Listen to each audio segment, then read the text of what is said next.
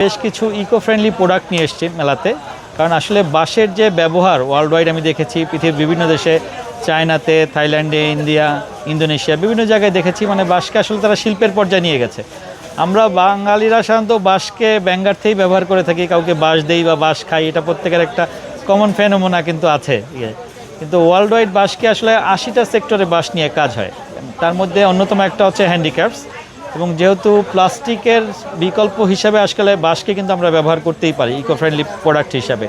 কারণ প্লাস্টিকের যে ভয়াবহতা, বিশ্বব্যাপী প্লাস্টিকের যে কোনো একটা বোতল, আমরা যেটা পানি খাই সাধারণত, একটা বোতল পরিবেশে থেকে যায় 500 বছর এটা পুরোপুরি ধ্বংস হয় না।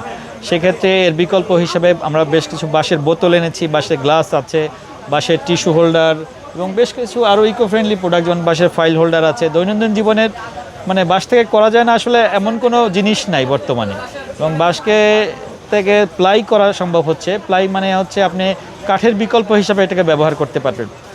এছাড়া বাঁশের আরও যে প্রোডাক্টগুলো হয়, বাঁশ থেকে সুতা হয় জানেন, বাঁশ থেকে কাগজ হয়, বাঁশ থেকে ওষুধ তৈরি হচ্ছে, বাঁশ থেকে ইথানল হচ্ছে, মানে পেট্রোলের বিকল্প হিসেবে ইথানল হচ্ছে।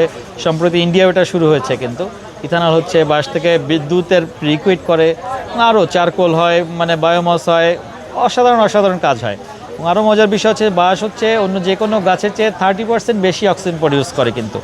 তাহলে এটা হচ্ছে কার্বন ক্রেডিটের যে প্রকল্প হাতে নিয়েছি আমরা, এটা মানে কার্বন শোষণও বেশি করে। যেহেতু বর্তমান সরকার এই যে 25 কোটি গাছ লাগানোর যে প্রকল্প নিয়েছে, এর মধ্যে অন্ততপক্ষে আসলে 5 কোটি বাঁশ লাগানো উচিত। কারণ আমাদের পৃথিবীতে বাঁশ পাওয়া যায় 1678 প্রজাতি, তার মধ্যে 80% কিন্তু আমাদের এশিয়া মহাদেশেই হয়।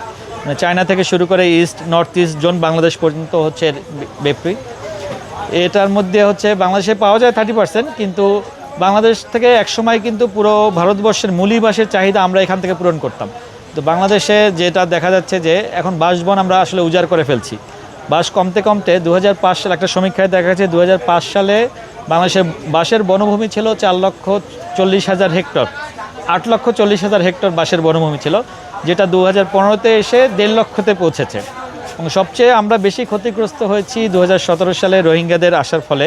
মানে সেখানে তাদের ঘরবাড়ি যেহেতু পার্মানেন্ট কোনো স্ট্রাকচার হয় না, বাঁশ দিয়ে করা হয়, প্রতি বছর 2 কোটি বাঁশ লাগে তাদের জন্যই। তাহলে ধীরে ধীরে আমাদের বাঁশবন আসলেই উজাড় হয়ে যাচ্ছে, মানে আমাদের অক্সিজেন সাপ্লাইটাও কিন্তু কমে যাচ্ছে।